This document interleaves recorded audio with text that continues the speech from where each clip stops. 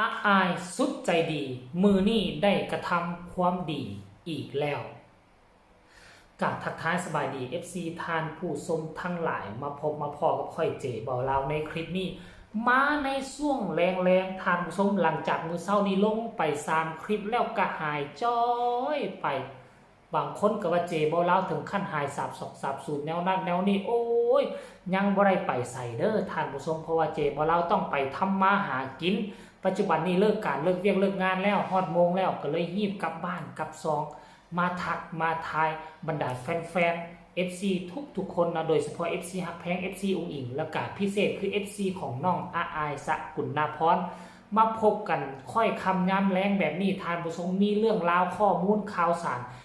ดีๆเป็นเรื่องที่น่าชมเชยเป็นเรื่องที่น่าสนับสนุนเจโบแล้วจึงเอามาให้คลิปเพื่อเอามาสานต่อเนาะบอกข่าวเปล่าประกาศให้บรรดา FC แฟนคลับของศิลปินคนนั้นได้รับได้หู้ถึงการกระทำและการเคลื่อนไหวของศิลปินคนนั้นทำผู้ชมเนาะบ้านของทานเป็นจังไดฮ้อนกันหรือบ่ทำผู้ชม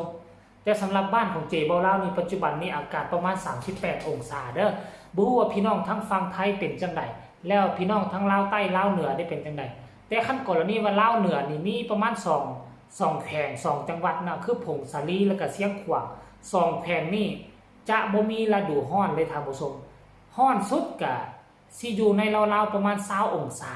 คัน20องศานี่ลมเย็นจ้อยได้ท่านผู้ชมตกตอนแรงมาประมาณ 6-7 โมงแรงนี่ก็ไผบ่อาบน้ำก็คือว่าเย็นได้ซ้ำกับฤดูหนาวอยู่ทั้งเวียงจันทน์ฤดูหนาวอยู่ทั้งรอบ่างเลยก็คืออยู่ทั้งแผงเสียงขวางเด้อทุกคนเนาะเสียงขวางผงสาลีแล้วก็มีอีกม่องนึงที่หนาวที่สุดสิบอกพี่น้องทั้งฝั่งไทยถ้าผู้ใดอยากมาท่องเที่ยวอยู่ประเทศลาวช่วงนี้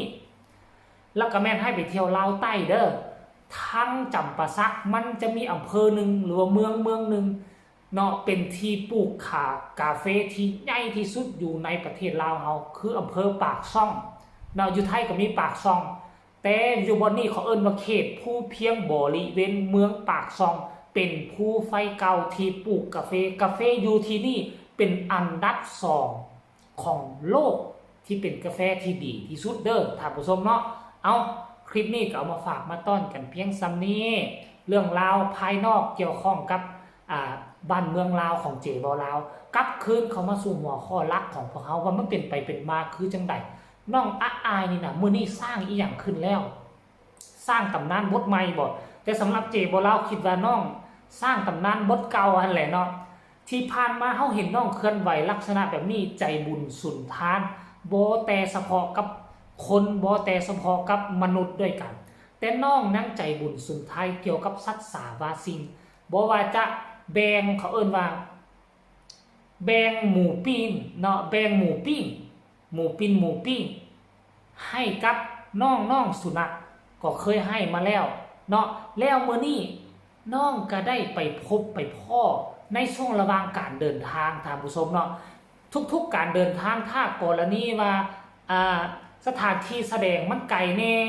เป็นเกือบ100 กิโล200 กิโลเนาะทุกคนสมาชิกก็มักจะเดินทางแล้วก็จะไปแวะม่องใดม่องหนึ่งในเมื่อฮอดครึ่งทางเนาะแวะเซเว่นแวะปั๊มนั่นปั๊มนี่เนาะเพื่อไปทำธุระส่วนตัวไปเข้าห้องน้ำห้องในไปล้างหน้าล้างตาพักผ่อนหย่อนใจแล้วก็จะมักเข้าไปห้างสะดวกซื้อไปหาเครื่องดื่มซื้อข้าวซื้อน้ำกินเพราะว่าอยู่ในระยะกลางทางบางม่องบางทีก็บ่มีร้านอาหารถ้าจะเข้าห้างอาหารมันก็เสียเวลาดนม่องที่มันสะดวกที่สุดก็คือเซเว่นหรือว่าห้างสะดวกซื้อเนาะหลังจากนั้นน้องก็ซื้อขนมของต้อนซื้ออาหารการกินให้ตัวเองกินกับยากินแล้วบาดเนี่ยเลือกไปเห็นสายตาดันไปเห็นน้องแมว2 ตัวเบิ่งแล้วก็จะอึดจะหิวห่างกายจ้อยผอมน้องเบิ่งแล้วก็แมว2 ตัวนี้น่าจะจอยโซเพราะขาดสารอาหารบ่ได้กินเอาหงอาหารบ่มีผู้ใดเลี้ยงในเกลือเจ้าของก็บ่อยู่หลังจากนั้นน้องก็อดใจบ่ไหวควักเงินในกระเป๋าตนเองไปซื้อมาให้ซื้อสัมผัสว่าตามที่เบิ่งละอยู่ในเซเว่นไทยนี่มันพัฒนาเนาะน่าจะมีฮอดอาหารแมวอาหารน้องหมาท่านผู้ชมคืออยู่ประเทศลาวนี่เซเว่นมีห้างสะดวกซื้อมีมินิมาร์ทมีแต่ว่าบ่มีห้างใดที่เขาเจ้าขายอาหารน้องหมาน้องแมวเลยบ่มี และเป็นห้านขายอาหารน้องหมาน้องแมวโดยเฉพาะกาบอมีเถื่ออยู่ประเทศลาวของพวกเขาเนาะ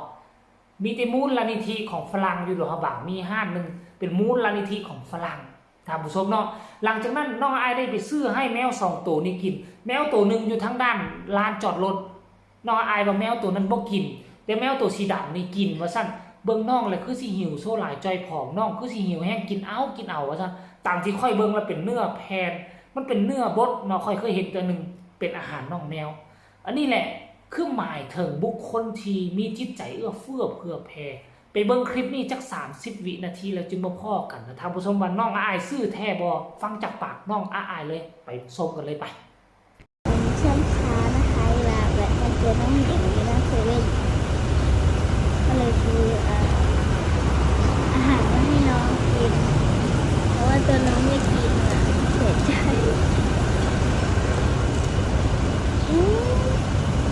น้องหิวมาซื้อน้องขอ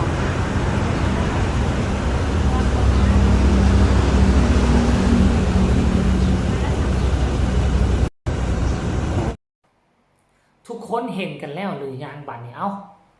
หวังว่าทุกคนจะเห็นแล้วคือน้องอายกับในคลิปนั้นน้องอายกับจะบ่เว้าแฮงถ้าใส่เสียงดังถ้าเว้าแฮงยันน้องแมวจะตื่นตกอกตกใจแล้วตนเองก็บ่กล้ากินและจะวิ่งหนีไปท่านผู้ชมเนาะแต่ว่าแมวอีกตัวนั้นด้วยความว่าบ่ไว้ใจมนุษย์หรือว่ายังบ่เคยเจอมนุษย์น้ำใจดีงามป่านนี้ซื้อมาให้กินเอาของมาให้กินน้องจึงยังระแวงอยู่ก็เลยว่ามูบอยู่หั่นแหละบ่ไปใส่แล้วก็บ่กินแต่ว่าโตสีดำนี่ด้วยความว่าจะหิวแห้งท่านผู้ชมกินเอาน้องอายนี่เป็นคนที่สุดแสนประเสริฐพวกเจ้าฮู้บ่ว่าอาหารแมวสองธงนี่น่ะอยู่ประเทศลาวนี่ซื้ออาหารคนในคาบนึงได้มื้อนึงไหนได้อิ่มหม่ำสำราญไหน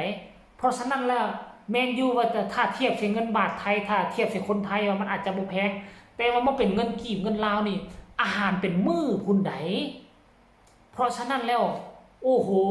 จากน้องที่อายุซ้ำนี่ที่เก็บหอมรอมริบเอาเงินไปซื้อดินซื้อเราในปลูกสร้างยาวปลูกสร้างเฮือนหรือว่าจะซื้อของเล่นให้ตนเองซื้อขนมของต้อนให้ตนเองน้องทั้งที่น้องอายก็บ่ได้เป็นคนรวยบ่ได้เป็นคนรวยคนโตบ่ได้เป็นคนมีเงินอีหยังมากมายแต่ว่าน้องอายก็ยังมีใจเอื้อเฟื้อเผื่อแผ่และเชื่อบ่ว่าคันอนาคตน้องอายใหญ่มาถ้าเป็นคนที่มีเงินพันล้านมีเฮือนหลังใหญ่มีรถ 4-5 คันมีเงินเหลือใช้เหลือจ่ายภาษาอีหยังน้องอายจะบ่ทำบุญทุกมื้อเอาไปมอบให้วัดให้ว่าเอาไปมอบให้เด็กน้อยด้อยโอกาสเอาไปมอบให้ศูนย์เลี้ยงดอกเลี้ยงลมน้องคงจะเฮ็ดแบบนี้ท่านผู้ชมเพราะฉะนั้นแล้วพากันทุกมื้อนี้สนับสนุน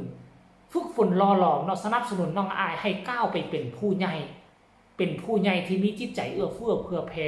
เห็นเท่าไหร่จะให้น้องอายโด่งดังและมีเงินมีคำพันล้านเพื่อให้น้องอายไปช่วยเหลือบุคคลที่ทุกข์ที่ยากบุคคลที่ด้อยโอกาสกว่าตัวน้องอายเพื่อจะเฮ็ดให้สังคมน่าอยู่และเพื่อเฮ็ดให้น้องได้เป็นศิลปินที่ทำคุณงามความดีให้แก่สังคมเป็นนักร้องโตแบบในอนาคตให้ได้เนาะคลิปนี้ก็ขอฝากฝังไว้ซ้ำนี้ไผมีคำคิดคำเห็นก็สามารถส่งมาใต้คอมเมนต์ได้ฝากทุกคนกดไลค์กดแชร์กดติดตามเพื่อจะบ่พลาดในคลิปต่อไปที่สำคัญอย่ากดข้ามโฆษณาพบกันใหม่ในคลิปหน้าสำหรับคลิปนี้ขอกล่าวคำว่าสบายดี